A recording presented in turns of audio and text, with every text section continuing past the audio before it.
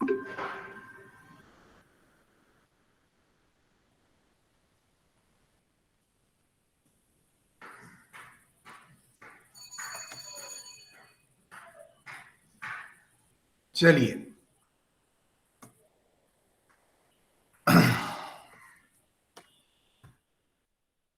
आज हम लोग कस्टम्स एक्ट शुरू करेंगे। सिंस जीएसटी खत्म कर लिए तो हम लोग कस्टम्स एक्ट शुरू करेंगे।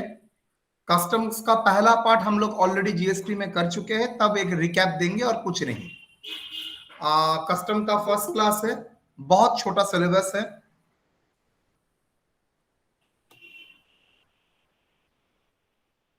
आई think we will manage. Direct and indirect tax. अच्छा, कस्टम किसके लिए होता है? वो हम लोग बोलते हैं सर कस्टम्स होता है एक्सपोर्ट एंड इंपोर्ट के लिए। बेसिकली कुछ इंपोर्ट गुड्स के लिए, एक्सपोर्ट के लिए हम लोगों को कस्टम्स नहीं लगता है, कुछ छोड़ के, स्पेशली लेदर छोड़ के। लेकिन बाकी जो इंपोर्ट होता है उस सब में हम लोगों को कस्टम्स ड्यूटी लगेगा। कस्टम्स ड्यूटी लगाने के लिए इट मस्ट बी इंपोर्टेड, मतलब टैक्सेबल इंपोर्ट। जैसे जीएसटी में था सप्लाई, यहां पर टैक्सेबल इवेंट हो गया क्या? Import, that is crossing the custom frontier. Custom frontier cross करना के बोलते हैं इंपोर्ट। तो देखते हैं क्या है। तो पहले डायरेक्ट टैक्स इनडायरेक्ट टैक्स के मतलब में एक बार समझाया, जो पहले भी समझाया है, फिर से एक बार रिपीट कर रहा हूं। डायरेक्ट टैक्स दैट इज जो डायरेक्टली इंपोज होता है, जिसका बर्डन डायरेक्टली जिसके ऊपर इंपोजिशन है उसको ही पेमेंट करना पड़ेगा। मतलब द इम्पैक्ट और taxable person same. Indirect tax में impact on taxable person two different. Impact होता है कंज्यूमर के ऊपर, पे करता है कंज्यूमर, और टैक्सेबल पर्सन होता है यहाँ का दैट इज जिसके ऊपर, मतलब सप्लायर। तो ये दो अलग मैटर है। डायरेक्ट टैक्स बेसिकली कंजम्पशन को कर्व डाउन करने के लिए नहीं, डिस्पोजेबल इनकम को कर्व डाउन करने के लिए डायरेक्ट टैक्स, और इनडायरेक्ट टैक्स कंजम्पशन को कर्व डाउन करने के लिए। जिस जिस जगह में कंजम्पशन गवर्नमेंट को कंट्रोल करना है, जो पोल्यूशन करता है, सेहत के लिए अच्छा नहीं है, उसके ऊपर गवर्नमेंट चाहे तो ज्यादा इंपोर्ट ड्यूटी मतलब इनडायरेक्ट टैक्स इंपोज कर सकता है। तो since it is based on the consumption, जितना कंजम्पशन बढ़ोगे गवर्नमेंट का कलेक्शन भी उतना बढ़ता जाएगा। Constitutional provision already we have done, that is constitutional provision and basis of law. Article 265 constitution India क्या बोलता है? There should be an authority to make a law. Without authority you cannot impose the tax. मतलब आपको authority के लिए law impose करना पड़ेगा। I think ये हम लोगों ने ऑलरेडी डिस्कस कर चुके हैं। आर्टिकल 245 में भी सेम ही बोला है, किसके पास क्या है। 265 बोला है without authority you can not make. Article 245 बोल रहा है पार्लियामेंट के पास क्या पावर रहता है, स्टेट लेजिस्लेचर के लिए पास क्या पावर रहता है।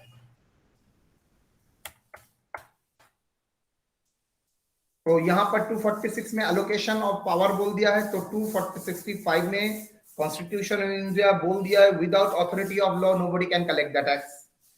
आर्टिकल 245 में बोला है कॉन्स्टिट्यूशन में पार्लियामेंट एंड स्टेट लेजिस्लेचर को क्या बनाने का पावर दिया है, एंड 246 में एलोकेशन ऑफ पावर बोल दिया है।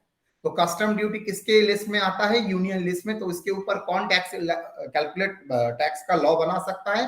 कस्टम ड्यूटी के ऊपर ओनली यूनियन गवर्नमेंट, मतलब पार्लियामेंट। कभी भी स्टेट लेजिस्लेटर कस्टम के ऊपर हाथ भी नहीं लगा सकता। नाउ कस्टम्स ड्यूटी के लिए टैक्सेबल इवेंट सबसे बड़ा है आपका कस्टम्स के लिए इंपोर्ट। तो मैं पहले आपको डिस्कस करूंगा what is the import procedure. आप लोग तो खिदीपुर में रहने वाले हैं मोस्ट ऑफ देम, बोलो इंपोर्ट प्रोसीड्यूर क्या है? आप लोगों को तो जानना चाहिए। आप लोग क्या करते हैं सारा दिन?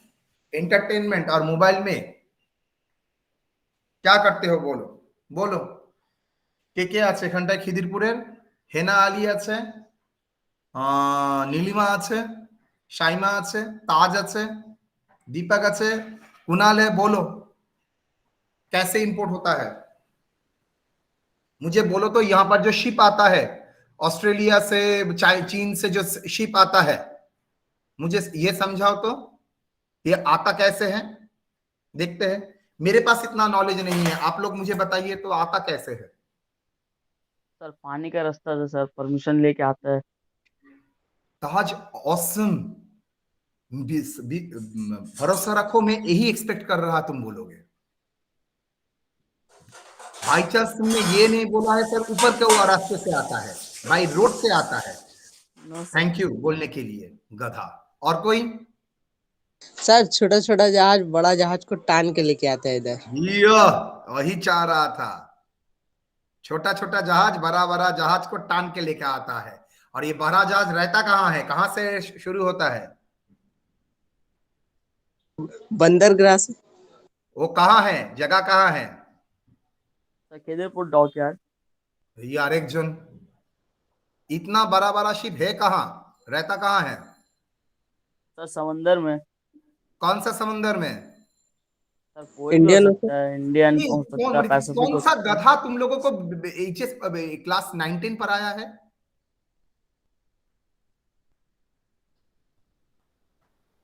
जियोग्राफी कुछ नहीं पढ़ते होते?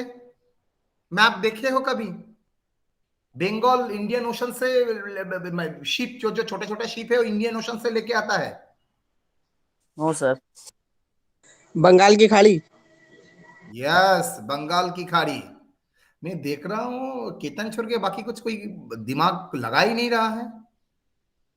बंगाल की खाड़ी, बे ऑफ बंगाल के वो आई थिंक, वो कौन सा जगह है जहां पर वो रहता है?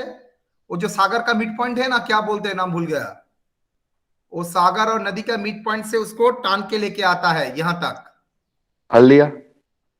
हल्दिया डॉक एंड वो सब वहां से लेके हल्दिया आते हल्दिया हैं। सर हल्दिया। हाँ, हल्दिया। और एक जगह है बे ऑफ बंगाल, और जहां पर गंगा का नदी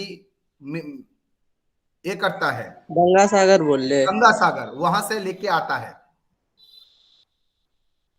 तो ये पूरा नदी से उसको जो लेके आना है, उससे पहले उसको कहाँ वेट करना पड़ता है? ये प्रोसेस क्या है? ऐसे ही चला आएगा? चलो घूमते घूमते आ जाए, आओ मेरे गाड़ी में बैठ जाओ। क्या होगा सिचुएशन? देखो, बीकॉम का स्टूडेंट हो, खिदीपुर एरिया में रहते हो, एक कभी भी जिंदगी, सारा जिंदगी भर का हॉर्न सुनते गए, पौंक पौंक पौंक पौंक हॉर्न सुनते गए, लेकिन कभी भी पूछा नहीं ये होता कैसे है काम। अरे बीकॉम लोग और आर्ट्स लोग एंड कॉमर्स लोग में कुछ डिफरेंस होता है। बीकॉम का लोग एक चीज देख के उसका भीतर इंजीनियरिंग करना शुरू कर देता है, उससे क्या कैसे आता है, कैसे किया है, ये सब खोजता है बीकॉम का लोग। आप आर्ट्स का स्टूडेंट्स उसके ऊपर एस्थेटिक सोचता है, साइंस उसका लॉजिक सोचता है, बीकॉम उसका फंक्शनलिटी सोचता है। कारण है सबका, एक पर्पस है। तो step one, the vessel entering into Indian territorial water. Vessel कहा? इंडियन टेरिटोरियल वाटर में वेसल वेट करता है, has to wait in the mid sea before getting berth at the custom port। मतलब शिप को mid सी में enter, Indian territorial water के में भीतर घुसने के बाद उसको शिप को पानी के ऊपर वेट करना पड़ता है। और वो शिप क्या करता है, जब आपका पोर्ट में आपको बर्थ मिल जाएगा, जगह मिल जाएगा, तभी वो एंट्री मार सकता है। बॉम्बे में, गुजरात खंभात पोर्ट में आप लोगों को प्राय एक दिन लग जाता है पोर्ट का टाइम मिलने के लिए, बिकॉज वहां पर इतना ट्रैफिक रहता है। शिप बराबर शिप आने से ही तो नहीं होगा, शिप को तो बर्थ भी देना पड़ेगा, जगह देना पड़ेगा। ट्रेन में उठा लोगे होगा ना, उसको बर्थ भी देना पड़ता है, स्थान देना पड़ेगा जहां पर वो बैठेगा व सोएगा। ट्रेन में जब ट्रेवल करते हो तो बर्थ देना पड़ता है। तो अगर बिना बर्थ के आपको ट्रेवल करने देगा? No sir. हाँ, तो पहले मिड सी में उसको वेट करना पड़ता है, उसके बाद उसको बर्थ देगा आफ्टर एलोकेशन ऑफ बर्थ। जैसे ही उसको बर्थ एलोकेट करता है, BERTH, उसको एंट्री यूनिवर्ड देता है, मतलब जो चालान देता है, भाई तुम्हारा टोकन हो गया है, अब तुम घुस सकते हो, that is entry inward. Okay, तुमको अगर शिप लगाना ही है तो तुम आ सकते हो एंट्री इनवर्ड। कल अब एक टाइम सुना था कलकत्ता पोर्ट का में बड़ा बड़ा शिप आता है, अब तो एक दो छोटा छोटा शिप आता है, उससे बड़ा नहीं, इससे बड़ा बड़ा शिप। आप लोग एक बार सिर्फ सर्च कीजिएगा, आप देखिएगा शिप का साइज क्या है। इतना बड़ा शिप, उतना बड़ा शिप इस जगह में नहीं हो सकता है। वो तमिलनाडु पोर्ट और वहां पर केरला का जो पोर्ट है वहां उस सब जगह होता है, बिकॉज जो नियर अबाउट सी एरिया में है, एकदम सी के साथ कनेक्टेड है। हल्दिया पोर्ट हो सकता है, लेकिन कलकत्ता पोर्ट के लिए हाल खराब है। कलकत्ता पोर्ट के लिए लाना बहुत खर्चा हो रहा है, और वो भी आ रहा है छोटा छोटा शिप, बड़ा शिप अब नहीं आता है। तो entry union inward is granted after allocation of berth. Step 3, person in charge of vessel और एयरक्राफ्ट। वेसल मतलब शिप, एयरक्राफ्ट मतलब जहाज, हवाई जहाज। पर्सन इन चार्ज मतलब captain shall file import general manifest IGM, और जहां पर क्या जाता है, all imported good shall be included in the report. क्या क्या पूरा माल आप क्रॉस करके लेके आ रहे हो, मतलब नॉट ओनली द माल जो आप डिलीवरी दे रहे हो, शिप के भीतर क्या क्या है, कितना फ्यूल है, कितना सामान है जो आप खाने के लिए रखे हैं, कितना इंसान है, इंसान का बैगेज में क्या है, बिकॉज जो जो इंजीनियर लोग रहता है उसका भी तो खाने का सामान उसका बैग रहता है, सब कुछ आपको लिखित देना पड़ेगा। एक भी अगर मिसिंग रहता है और कस्टम्स उसको पकड़ लिया तो उसको बोला समझेगा दैट इज अ स्मगलिंग, वो करता कोई नहीं है, तो डिटेल रहता है। दैट इज आईजीएम आपको प्लेस करना पड़ेगा। आईजीएम कौन साइन करता है, IgM person in charge of the vessel, वो साइन करके आईजीएम देगा। उस आईजीएम के भीतर ही वो उसको अराइवल के लिए, पोर्ट में अराइव करने से पहले वो देगा, मतलब वो जैसे ही शिप लेके आता है वो तो मिड सी में खड़ा रहेगा और उस टाइम वो आईजीएम देगा, और आईजीएम के बेसिस में वो एंट्री इनवर्ट का बर्थ उसको क्या करेगा, उसको बर्थ एलोकेट करेगा। वेसल और aircraft arrived at custom port, वो छोटा वो क्या करेगा, वो शिप कस्टम पोर्ट्स में आएगा। शप all ports are not custom ports, कुछ कुछ पोर्ट ही डेजिग्नेटेड कस्टम पोर्ट है। आप अगर मैप का लेफ्ट साइड देखिएगा, आप देखिएगा बहुत छोटा छोटा छोटा छोटा छोटा छोटा पोर्ट है, लेकिन सब पोर्ट कस्टम नहीं है। तो सर कस्टम पोर्ट छोड़ के दूसरा पोर्ट में अगर घुस गया तो वो इलीगल हो जाएगा, स्मगलिंग हो जाएगा। आप लोगों को मेरा ठीक वर्डिंग याद नहीं है, एक 26 नवंबर याद है डेट, ताज बंगाल में अटैक किया गया था। यस सर, कासिफ बोल के, yes Mumbai sir, Mumbai gate से आया था। Yes sir. यस सर, है वो पोर्ट, वो कस्टम पोर्ट से नहीं आया, बिकॉज मुंबई का तुम एरिया अगर देखोगे सब जगह समुद्र से कनेक्टेड है। ये कहां से वो घुसपैठी आ गए है, ट्रॉलिंग होता है, लेकिन तब भी किसी इधर उधर करके उसने घुस गया होगा, करके इतना बड़ा सर्वनाश करके होटल को पूरा बर्बाद किया है, इतना बड़ा डिजास्टर किया है वो लोग। तुम लोग आई थिंक बहुत छोटे होंगे तब, कसब था उसका नाम, और कितना बच्चा लड़का भी था, कितना छोटा ना, 18-19 ईयर्स का। क्या दिमाग में दिया है उसका, भगवान जानता है। तो ये वो जो पोर्ट से आया है वो क्या कस्टम्स पोर्ट है? नहीं, नो सर, तो वो कस्टम पोर्ट्स नहीं था। Step 5, unloading of goods. अच्छा, तो कस्टम जो डेजिग्नेटेड पोर्ट है वहां पर ही आपको गुड्स का बर्थ मिलेगा और वहां पर ही आपको अनलोड करना पड़ेगा। अनलोड मतलब जो गुड्स लेके आए हो उसको रखना पड़ेगा।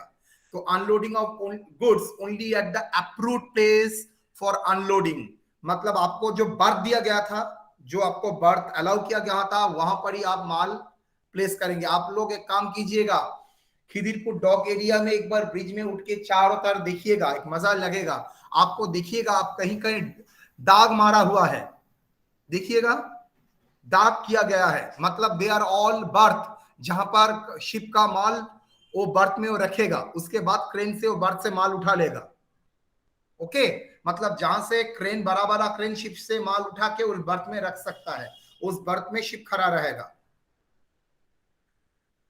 Unloading of goods only at the approved place for unloading under supervision of proper officer of custom। ये पूरा काम के टाइम कस्टम्स का ऑफिसर व उसका कोई ऑथराइज्ड पर्सन वहां पर रहेगा। Importer shall file the bill of entry. ये तो जहाज ने माल उतारा तो चलो उतार लिए, चलो टाटा हो जाओ, जाओ भागो, मतलब ट्रांसपोर्टर ने माल उतार दिया, लेकिन ये माल लेने के लिए कौन आएगा? माल लेने के लिए कौन आएगा बेटा? माल लेने के लिए आएगा जो मंगाया है। सप्लायर नहीं, सप्लायर तो माल भेज दिया है। जो इंपोर्टर मंगाया सर। मंगवाया है, यस, वो आएगा, वेरी गुड। तो वो जो आएगा उसको माल को एंट्री होम कंजम्पशन के लिए लेने के लिए उसको एक डॉक्यूमेंट सबमिट करना पड़ता है जिसका नाम है bill of entry.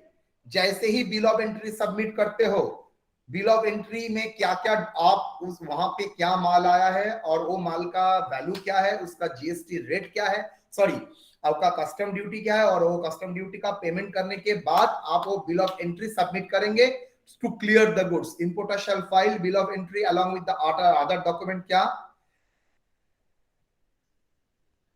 Invoice, bill of landing, remittance certificate, certificate of origin, goods कहां से आ रहा है उसका सर्टिफिकेट, आपने जो पैसा दिया है उसका सर्टिफिकेट, बिल ऑफ लैंडिंग आपका जो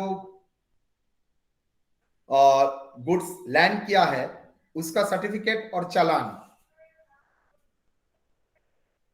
और आईईसी का फुल फॉर्म जानते हो? इंपोर्ट एक्सपोर्ट कोड, ये सबके पास नहीं होता है। ये सब देके आपको माल को क्लेम करना होगा, बिल ऑफ एंट्री का पेमेंट करके आपको माल को क्लेम करना होगा।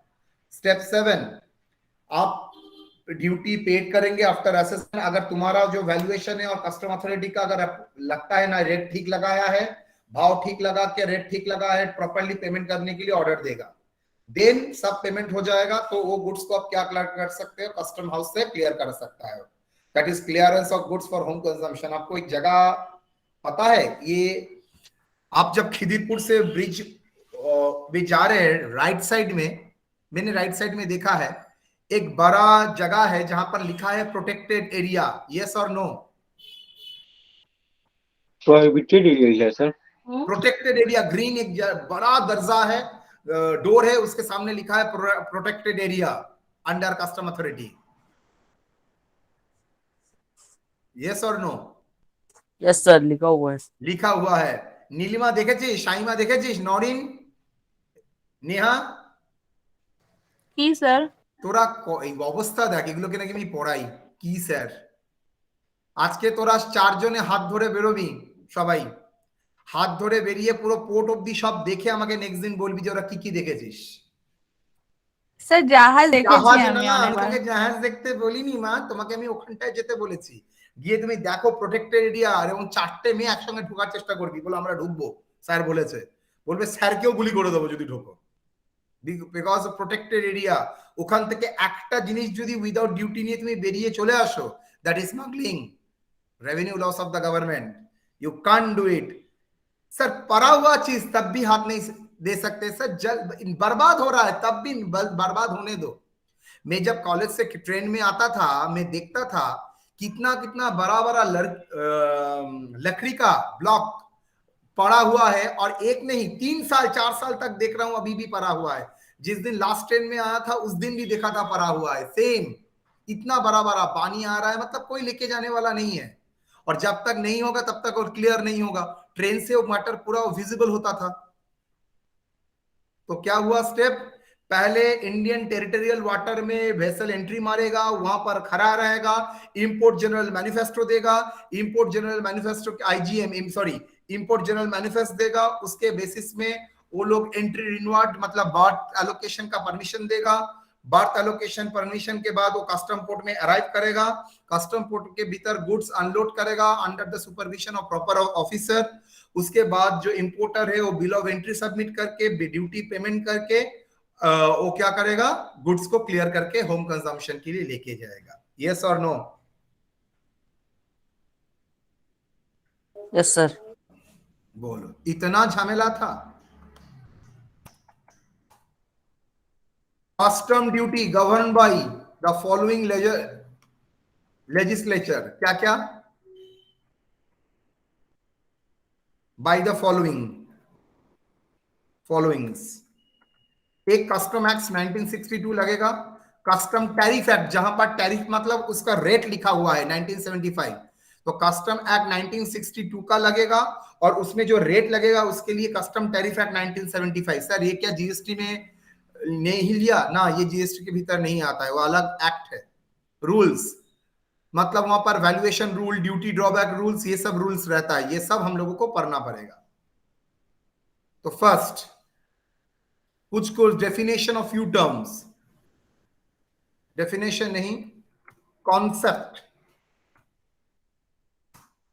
Of some terminology.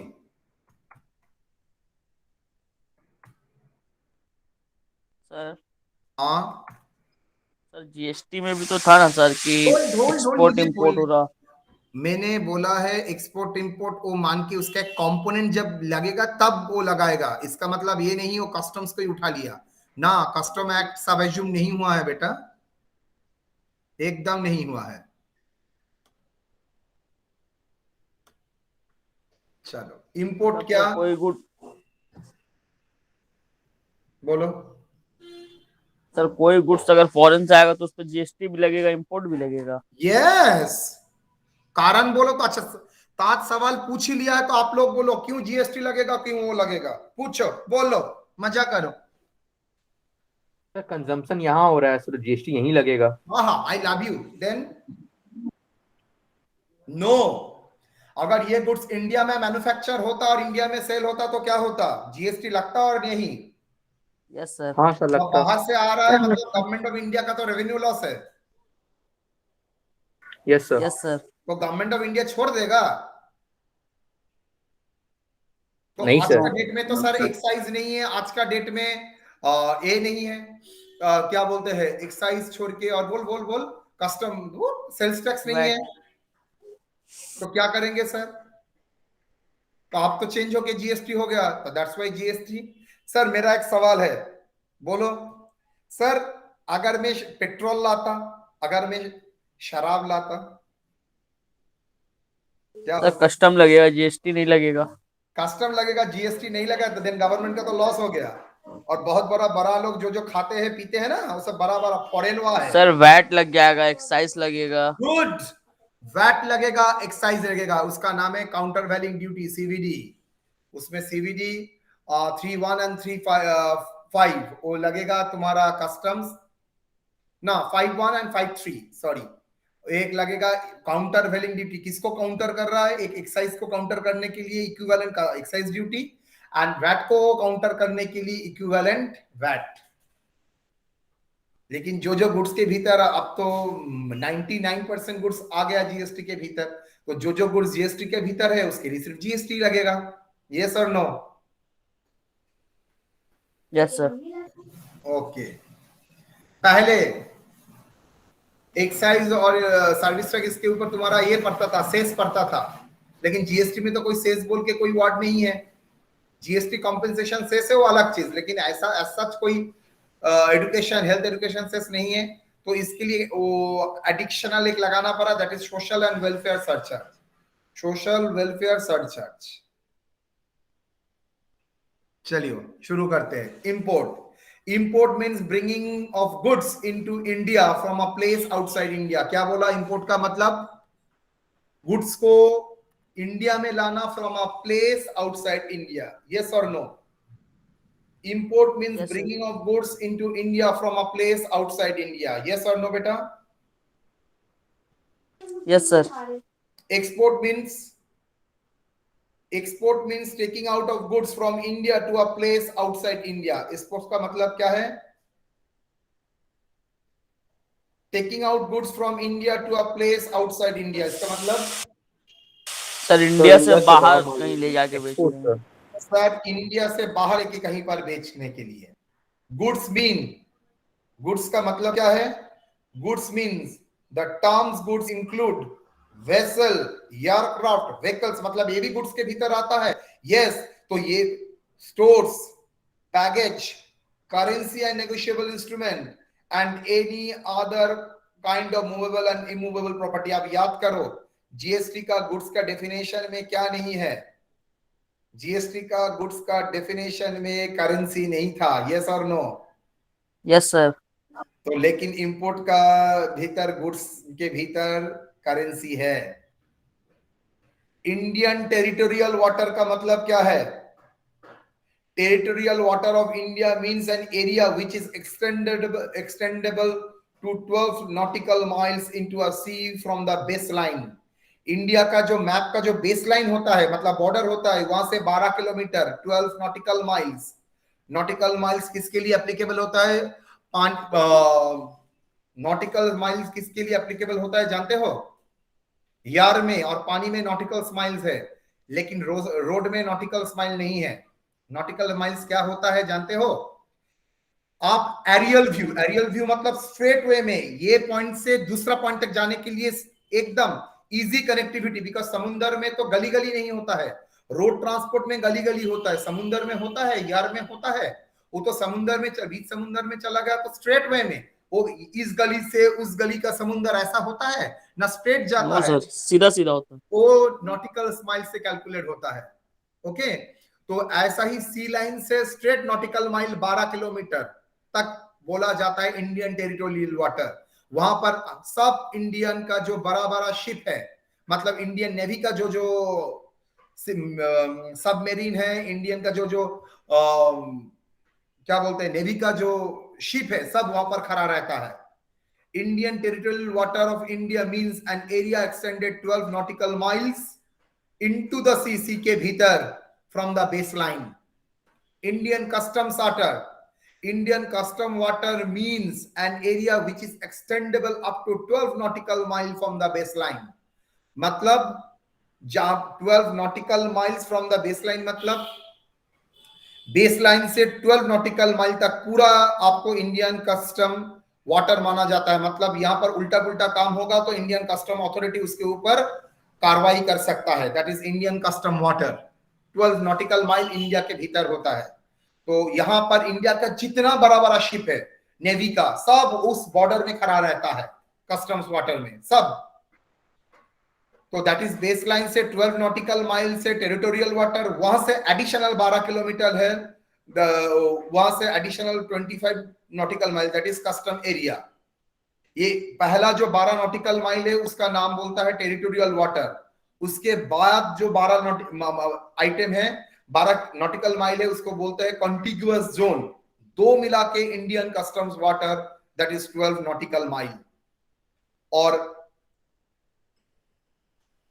पूरा अप टू 200 नॉटिकल माइल्स को बोलता है एक्सक्लूसिव इकोनॉमिक जोन, जहां पर इंडिया अपना इकोनॉमिक जोन, इकोनॉमिक एक्टिविटी कर सकता है, जैसे फिशिंग, जैसे ऑयल रिग, ये सब आप इंडिया का इस इंडिया के भीतर आता है. तो यहां पर इंडिया एस्टैब्लिश करता है, दैट इज इंडिया का बेसलाइन से 200 नॉटिकल माइल्स इंडिया का एक्सक्लूसिव इकोनॉमिक जोन. यहां पर इंडिया इकोनॉमिक एक्टिविटी कर सकता है, लेकिन कभी भी कस्टम पेट्रोलिंग नहीं कर सकता है. कस्टम पेट्रोलिंग 24 नॉटिकल माइल, उससे बाहर नहीं. और उसके बाद हाई सी, ना तुम्हारा ना मेरा, सबका है. जितना बड़ा चोरी चमारी होता है सब इंडियन हाई सी में ही होता है. ओके, सो मैं तुम लोगों को एक चीज दिखाता हूं, देखता हूं पॉसिबल और नहीं.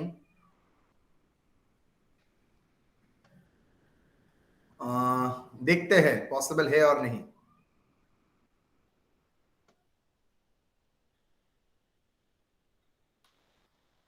इंडियन नॉटिकल माइल, अच्छा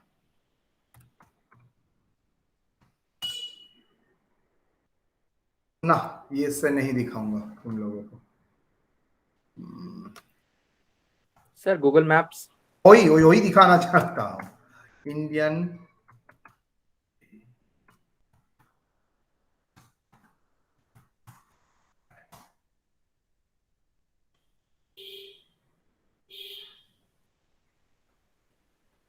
इमेजेस, आ जाओ.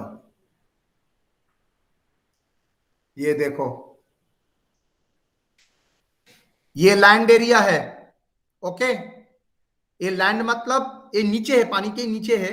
यहां से इतना, that is 12 nautical line from the base line, इसको बेस लाइन बोलते हैं. ओके, 12 नॉटिकल माइल को बोलते हैं इंडियन टेरिटोरियल वाटर. यहां पर शिप होता है, यहां पर होता है contiguous zone, that is shelf, continental shelf यहां पर रहते हैं. मतलब ये तो कॉन्टिनेंट से उठा है, इंडिया जो है वो तो कॉन्टिनेंट, सब देश ही कॉन्टिनेंट है, कॉन्टिनेंट का पार्ट है. तो ये जो समुद्र से ऊपर उठा था, उसका जो नीचे जो एक लेवल है, उसको बोलते हैं कॉन्टिनेंटल शेल्फ. और इसके बाद ये वाला होता है पूरा 174 up to 1200 nautical mile from the baseline is called क्या, दैट इज बोलता है आपका एक्सक्लूसिव इंडिया इकोनॉमिक जोन। आपका हाई सी आता है और ये एरिया है deep sea bed. Deep sea bed मतलब यहां पर हाई सी, ना इसका ना उसका, यहां पर शिप आके यहां तक है 200 नॉटिकल माइल ये ट्रैवल करके आता है। यहां पर जाके is it visible to all of you?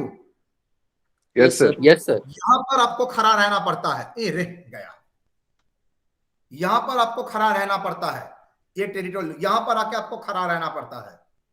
पूरा शिप यहां पर जैसे ही इस जगह से आप घुस जाते हो मतलब पूरा कस्टम्स का एरिया में, हाँ आप आ गए हो तो पूरा कस्टम्स का एरिया में आप आके आप यहां पर खड़े रहोगे, यहां से आके खड़े रहोगे। जैसे ही आपको इस पोर्ट एरिया आपका यहां पर है, आपको क्या करेगा, आपको बढ़ देगा, आप आपका एंट्री मारेंगे यहां पर। अच्छा, दैट इज इंडिया। ये देखो इंडिया का 1200 nautical mile. India one of the country जिसका ये दो साइड में 12 नॉटिकल माइल अवेलेबल है। मतलब वो इकोनॉमिक वास्ट एरिया है जो वो कर सकता है, इकोनॉमिक एक्टिविटी कर सकता है ये वाला, देखे हो। और मोस्ट ऑफ द पोर्ट्स यहां पर सिचुएटेड है। डन, समझ में आया? Yes sir. Yes that sir. Is free आपको 200 नॉटिकल माइल, ये दो जगह ही आपको पास फ्री 200 नॉटिकल माइल मिलेगा। दैट्स वाई यहां तक है, इसके बाहर नहीं है। ये वाला पोर्शन में नहीं है बिकॉज यहां पर मालदीव आ जाता है। मतलब 1.5 मिलियन स्क्वायर मीटर इंडिया के अंडर में है नॉटिकल माइल, मतलब बहुत ज्यादा area. That is the area आप लोग जानते हैं और नहीं, थोड़ा बोले। Yes sir. Yes sir. मुझे आउट ऑफ द ट्रैक हो जाएगा। ये जो चीन है ना, चीन क्या किया, श्रीलंका का सब पोर्ट वो लोग डेवलप करना शुरू कर दिए। और श्रीलंका का छोटा कंट्री है, जैसे ही वो सब पोर्ट, उसका कुछ पोर्ट इंडिया के अंडर में भी है, मतलब इंडिया ने भी डेवलप किया, कुछ पार्ट चीन डेवलप कर रहा है। इसका कारण क्या है, ये जो चीन एरिया है, ये पोर्ट एरिया है, मतलब यहां से इंडिया बहुत इजी हो जाता है, इंडिया का एक्सेस बहुत इजी मिलता है। तो ये पोर्ट चीन ने अटेंड कर लिया है। सेम वे में इंडिया ने क्या किया, गवर्नमेंट ऑफ इंडिया ने बांग्लादेश का जो चिटागांव और यहां पर जो चट्टग्राम का जो पोर्ट है, यहां पर गवर्नमेंट ऑफ इंडिया ने वहां पर पोर्ट बनाया सो दैट अगर जरूरत पड़ा यहां से मिलिट्री एक्शन कर सकता है, थ्रू बांग्लादेश चाइना के ऊपर अटैक कर सकता है। आज का इंडिया तो और आज से 70 साल पहले वाला इंडिया नहीं है। तो ये है मैटर, इसलिए ये पॉइंट बहुत इंपॉर्टेंट है। इंडिया ये पॉइंट के लिए पीछे श्रीलंका के पीछे घूम रहा है सो दैट यहां का पोर्ट इंडिया बना सकता है। अगर जैसे इंडिया का चाइनीज को यहां तक सब पोर्ट का उसका डेवलपमेंट का राइट मिल गया, इंडिया का इस एरिया में इंडिया का डेवलपमेंट राइट है, तो इस एरिया में श्रीलंका का डेवलपमेंट राइट इंडिया को मिल जाता है, इंडिया प्रोटेक्टेड है। लेकिन चाइनीज बहुत एक्सपर्ट है, वो लोगों ने बहुत लेके रखा है, लेकिन इंडिया भी कम नहीं है, वो भी रेडी हो रहा है। चलो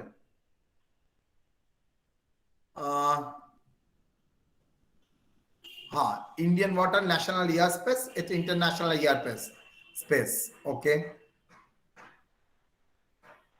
12 nautical mile contiguous shelf, that is territorial water 12, that is the baseline, वहां से territorial water of India 12 nautical mile, contiguous zone that is 12 nautical mile, एक दो मिला के होता है कस्टम एरिया। इसके बाद 200 kilometre nautical mile exclusive economic zone, मतलब वहां पर इंडिया चाहे अपना इकोनॉमिक एक्टिविटी कर सकता है, कोई प्रॉब्लम नहीं है। डन? अच्छा, यस सर। दूसरा दिखाता हूं, ports in India, customs port in India.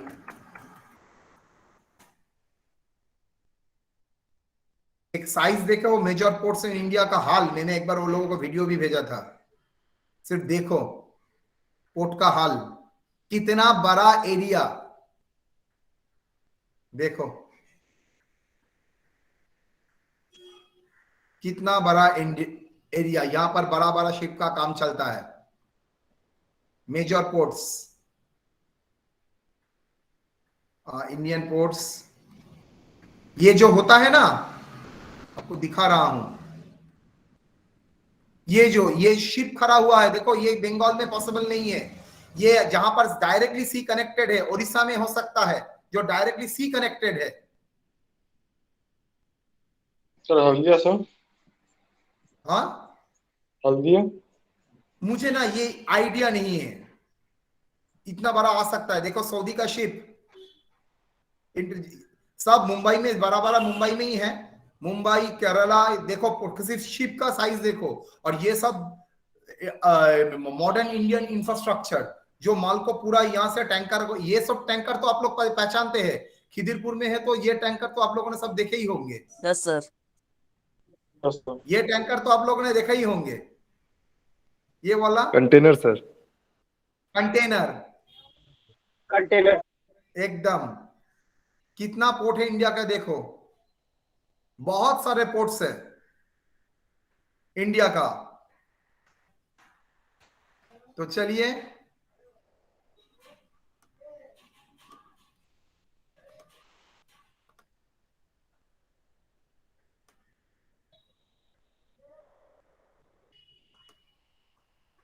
गया, तो क्लियर यहां। Yes sir. चलो, तो basis of charge under section 12 of customs act का बेसिस ऑफ चार्ज क्या होगा? Custom duty shall be levied imposed on goods. अच्छा, ड्यूटी इसका नाम क्यों है, टैक्स क्यों नहीं है?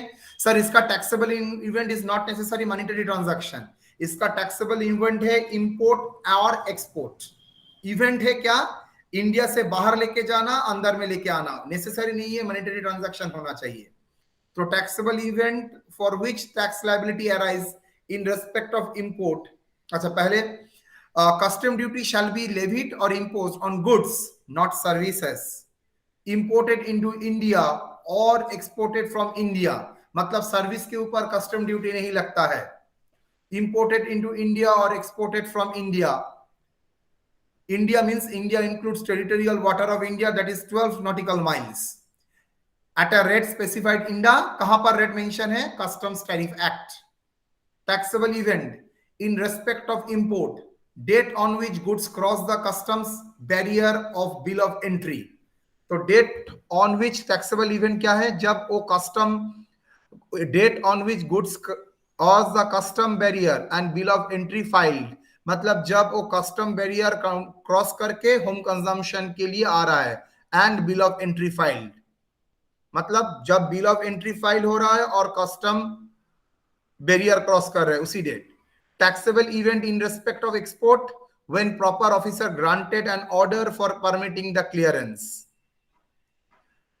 जब प्रॉपर ऑफिसर उसको अलाउ करता है, क्लियर करता है एंट्री बाहर जाने के लिए। Different types of customs duty सब हम लोग पढ़ेंगे। Basic customs duty, the basic rate of duty which is charge on import of goods on assessable value. Most of the goods के लिए 20%। आपको रेट याद नहीं रखना पड़ेगा और रेट दे देगा। Social welfare charge, it is charge in place of education cess. पहले एजुकेशन सेस था, अभी नहीं है, उसके जगह social welfare surcharge at the rate of 10%। IGST, integrated goods and service tax, I think आपको याद है, मैंने बोल दिया है। अमेंडमेंट था जहां पर बोला है इंपोर्ट को क्या माना जाता है? Interstate, deem to be interstate supply, और उसके ऊपर आईजीएसटी लगेगा। All the import is treated as interstate supply of goods, hence it is under the purview of IGST. It is calculated on the assessable value plus custom duty liability to calculate the landed cost. मतलब landed cost calculate करने के लिए आपको assessable value के साथ custom duty add करना पड़ेगा। जो वैल्यू आएगा उसके ऊपर आईजीएसटी चार्ज करेंगे, जिससे आपका फिगर लैंडेड कॉस्ट आएगा। जीएसटी कंपेंसेशन सेस, अगर जीएसटी कंपेंसेशन सेस भी लगता है तो it is charge on the imported of luxury और sin goods. It is calculated on assessable value and custom duty liability to calculate the landed cost. Sir landed cost क्या है sir? Landed मतलब home consumption के लिए Indian के land में लाने के खर्चा, लैंड तक लाने के लिए खर्चा, कस्टम फ्रंटियर क्रॉस करके इंडिया का लैंड तक लाने के लिए जो खर्चा है, इसको बोला जाता है landed cost. Yes sir. Just get के बाहर वो जो ग्रीन दरवाजा है ना, जो मेरे नीलिमा वहां तक, उसका बाहर 1 सेंटीमीटर बाहर कोई बोलता है लाने, क्या लैंडेड कॉस्ट।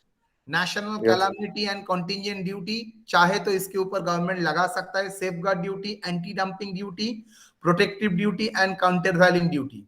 ये सब क्या होता है, चाइना को रोकने के लिए देके रखा है। मतलब वो क्या करता है, चाइना नहीं, मोस्ट ऑफ द वर्ल्ड जब इंपोर्ट करता है डंपिंग करता है, मतलब उल्टा पुल्टा गुड्स वो इस देश में डंपिंग करता है। जैसे ही डंपिंग करता है तो मेरा तो होम इंडस्ट्री जो है वो बर्बाद हो जाएगा, तो उसको रोकने के लिए वो लोग ये सब ड्यूटी लगाते हैं। Since India world trade organisation का one of the member founder member है, तो इंडिया को क्या करता, अब बहुत सारे ड्यूटी इंडिया लगा नहीं सकता, 1-2 छोड़ के, हम लोग पढ़ाएंगे बाद में।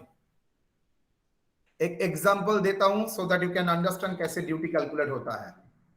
Accessible value of goods imported from USA, मान लीजिए कोई मशीन व गुड्स यूएसए से आ रहा है जिसका असेसेबल वैल्यू है 1 lakh rupees, basic custom duty 20%, IGST 18%, compute landed cost क्या होगा, assessable value 1 lakh, add basic custom duty 20% of 1 lakh,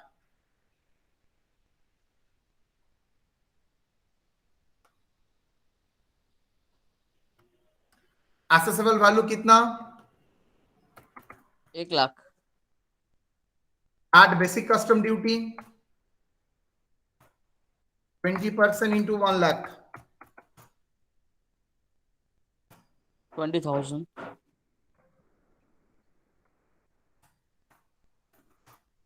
social and welfare surcharge 10% into 1 lakh.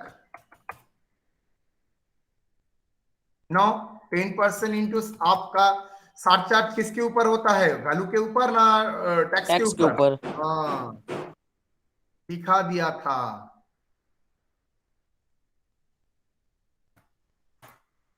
Yes और नो, कितना आएगा बेटा? 2,000, टोटल वैल्यू बिफोर जीएसटी कितना?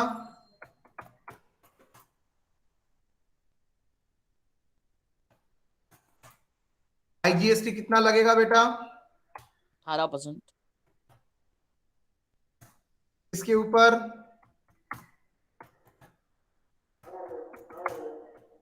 1,22,000 के ऊपर। यस और no?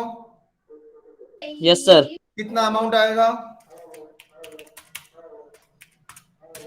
21,960, 21,960। Landed cost how much? 1,43,960, total 22,000। Yes और नो?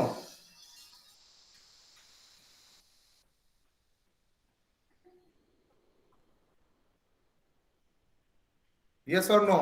ड्यूटी टैक्स में आईजीएसटी ऐड नहीं होगा? Hold hold hold hold hold, हाँ सॉरी वो मैंने नहीं दिया था। 21,960 कितना होगा बोल? 43,960, डन? Yes sir. एग्जाम्पल 2,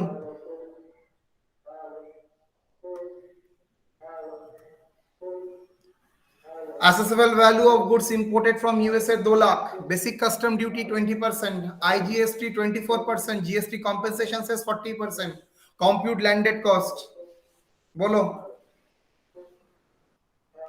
क्या होगा? assessable value 2 lakh, basic custom duty 20% into 2 lakh 40,000, social welfare surcharge always 10% into बोले ना बोले always 10%, 10% on tax 40,000, that is 4,000, क्या हुआ अमाउंट? 50, 40, 4,000 टोटल क्या होगा? 2,44,000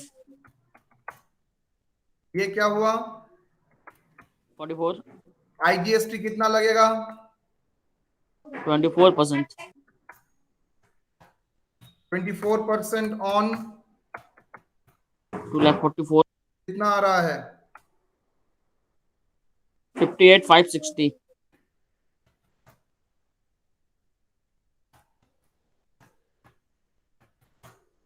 जीएसटी कॉम्पेंसेशन सेस कितना? 40% ऑन कितना? कॉम्पेंसेशन सेस किसके ऊपर लगता है? वैल्यू के ऊपर। वैल्यू आपका क्या है? 2,44,000। Yes sir. कितना? 97,600. बोलो टोटल लैंडेड कॉस्ट क्या है?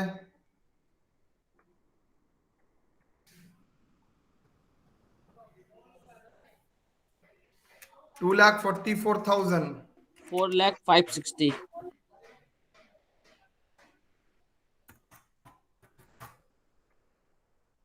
ओके। और ड्यूटी?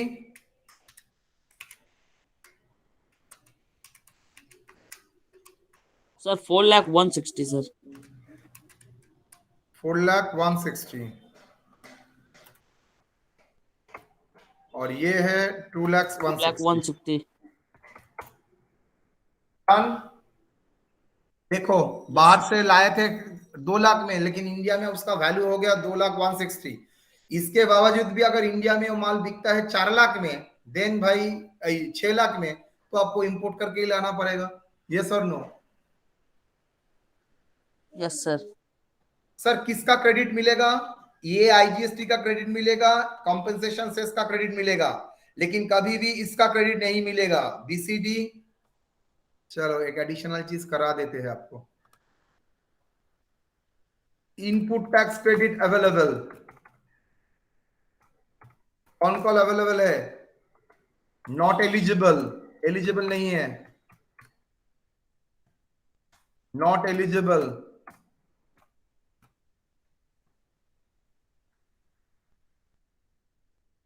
एलिजिबल आईजीएसटी है तो आई थिंक आपको याद है कि भाई आईजीएसटी का इनपुट टैक्स क्रेडिट मिलता है। स्टेप 1, स्टेप 2, यस और नो? Yes sir. और इसका ओनली जीएसटी से कॉम्पेंसेशन सेस से ही मिलेगा। यस और नो? Yes sir. ठीक है, तो कस्टम्स का फर्स्ट क्लास हुआ, कॉन्सेप्शन। नेक्स्ट क्लास में मतलब कल का क्लास में हम लोग इसका ऊपर करेंगे इसका वैल्यूएशन। यस और नो?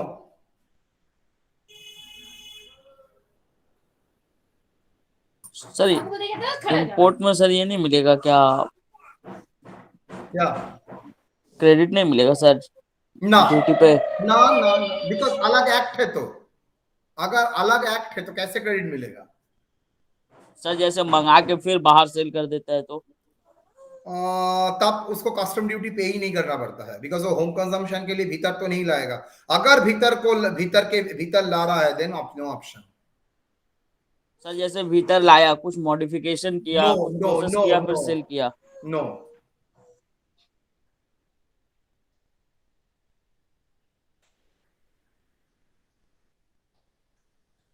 लेकिन हाँ, वो अगर अरेंजमेंट करके कर सकता है तो हो सकता है, स्पेशल ऑर्डर लेके करता है तो हो सकता है। ठीक है। Yes sir. चलिए,